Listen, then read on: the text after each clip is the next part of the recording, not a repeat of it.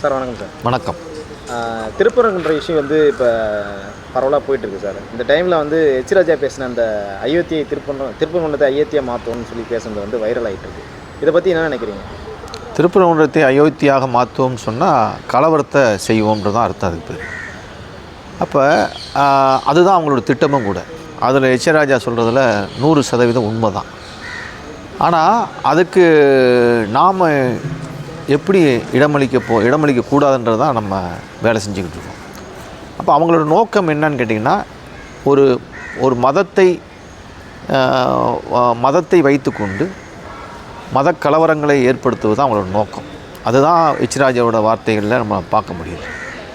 அவங்க அரசியலே இந்தியா முழுவதும் எடுத்துக்கிட்டிங்கன்னா மத கலவரங்களை நடத்துவது, சிறுபான்மை மக்களை ஒடுக்குவது, சிறுபான்மை மக்களுடைய மதங்களை சொல்லி பெரும்பான்மை இந்துக்கள் என்ற பேரில் திரட்டுறது, இப்படி தான் ஒரு மத கலவரங்களின் மூலமாகத்தான் அவங்க வந்து அரசியல் அதிகாரத்துக்கு வராங்க. அதைத்தான் எச் ராஜா சொல்லியிருக்காரு. ஆனால் தமிழ்நாட்டை அப்படி செய்வதற்கு நாம் அனுமதிக்க முடியாது அப்படின்றது தான் இங்கே ஜனநாயக சக்தியினுடைய போராட்டங்களாக இருக்குது.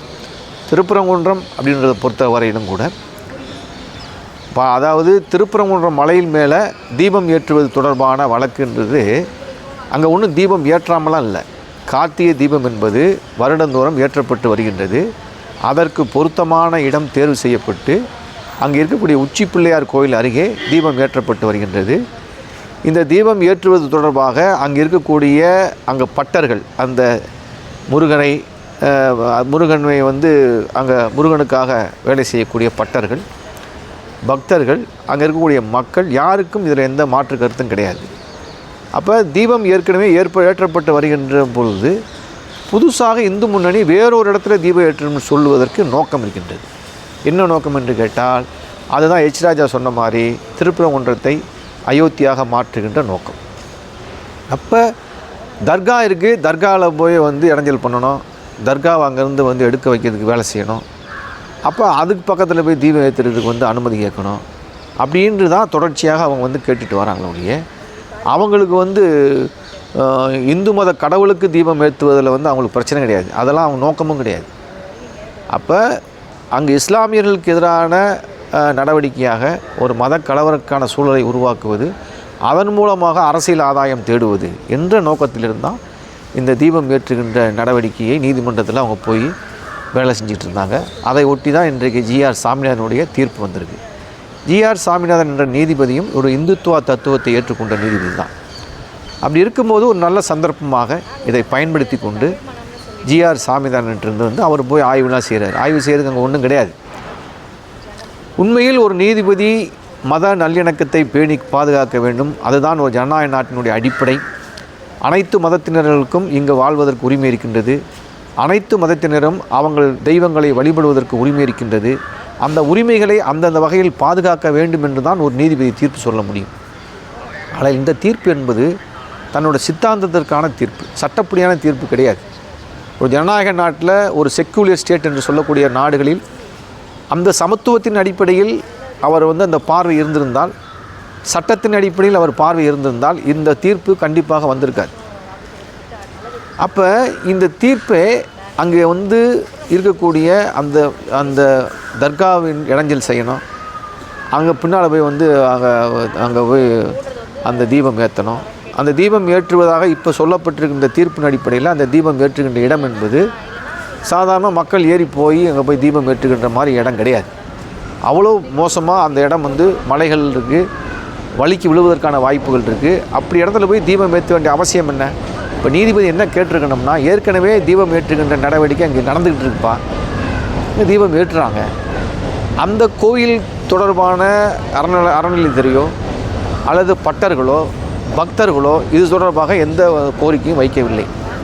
அங்கே இந்த பிரச்சனை இல்லைன்னு தான் அவங்க முடியும். அப்போ அங்கே வந்து தீபம் ஏற்றுவது தொடர்பாக கோயிலை வழிபட விட்டுட்டோ அல்லது அந்த சாமிக்கு பூஜை செய்கின்ற பட்டர்கள் மத்தியிலோ எந்த பிரச்சனையும் இல்லாத போது நீ எதற்காக தீபம் ஏற்றுவதை பற்றி பேசி கொண்டிருக்கின்றாய், அதற்காக வழக்கு நடத்துகின்றாய், ஆகவே இது வந்து தேவையற்றது அப்படின்னு தள்ளுபடி பண்ணிருக்கணும். அப்படி செய்யாமல் அனுமதித்தென்பது ஒரு இந்துத்துவ சித்தாந்தத்திற்கான வழங்கப்பட்ட தீர்ப்பாகத்தான் இதை பார்க்கின்றோம். அதை விட ரொம்ப மோசமான விஷயம் என்னன்னு கேட்டிங்கன்னா, ஒரு தீர்ப்பை விரைவாக அமுல்படுத்த வேண்டும். ஒரு சட்டவிரோதமான தீர்ப்பை, ஒரு சனாதன நம்பிக்கையின் அடிப்படையிலான தீர்ப்பை அமுல்படுத்துவதற்கு அவர் காட்டிய வேகம் வந்து ரொம்ப மோசமான இதாக இருக்குது. 6 மணிக்கு நீ வந்து ஏற்றணும், 6 மணிக்கு ஏற்ற அதை வந்து நீங்கள் அமுல்படுத்தலைன்னா 6:05க்கு கண்டெம்ட் ஆஃப் கோர்ட்டுன்னு சொல்கிறாரு. இன்னொரு பக்கம் என்ன செய்யறேன்னா, உடனே வந்து ஒரு ஆர்டர் போட்டு சிஐஎஸ்எஃப் என்று சொல்லக்கூடிய தொழில் பாதுகாப்பு படை, அது நீதிமன்றத்துக்குள்ளே வரவங்க போகிறவங்கள செக் பண்ணுறது அவங்க வேலை. நீதிமன்ற வளாகத்திற்குள் அவங்க வந்து அடையாள அட்டையை சோதித்து பார்த்து வழக்கறிஞர்களா இல்லையா, வழக்கு சம்பந்தப்பட்ட ஆவணங்களை வைத்துக்கொண்டு உள்ளே போகின்றார்களா இல்லையா, அப்படி கண்காணித்து முறைப்படுத்துகின்ற வேலை தான் அவங்களுக்கு வேலை. அவங்களை கொண்டு போய் சட்ட ஒழுங்கு பிரச்சனைகளை தடையிடுவதற்கு அனுமதிப்பென்பது இது எந்த வகையில் சட்டத்துக்கு உட்பட்டதுன்னு தெரியல. அப்போ நீதிபதிகளுக்கு ஒரு வானளாவிய அதிகாரம் இருக்கின்றது என்று சொல்கின்றார்கள். அது என்னன்னு கேட்டிங்கன்னா, சட்டத்துக்கு அப்பாற்பட்டே இருக்குது. சட்டத்துக்கு அப்பாற்பட்டே நீதிபதிகள் ஒரு முடிவெடுக்க முடியும் என்று இந்த ஜனநாயக நாட்டில் ஒரு விஷயமே இருக்கின்றது. ரொம்ப வந்து ஆச்சரியமான விஷயமாகவும் ஆபத்தான விஷயம். அது என்ன வகையான நிலைமை ஏற்படுத்துதுன்னா, இது போன்ற தங்களுடைய தேவையை நிறைவேற்றிக் கொள்வதிலிருந்து அந்த விளைவை வந்து ஏற்படுத்துது. இப்போ சம்பந்தம் இல்லாமல் பொருத்தம் இல்லாமல் ஒரு சிஐஎஸ்எஃப்பை வந்து அனுப்புறது என்பது மாநில அரசிற்கும் ஒரு ஒன்றிய அரசுக்குமான ஒரு மோதலை உருவாக்குகின்ற நடவடிக்கையாகவும், தன்னை ஒரு இணை ஆட்சி நடத்துகின்றவராகவும் காட்டிக்கொள்கின்ற நடவடிக்கையாகவும் இருக்கின்றது என்று இதை பார்க்க வேண்டும்.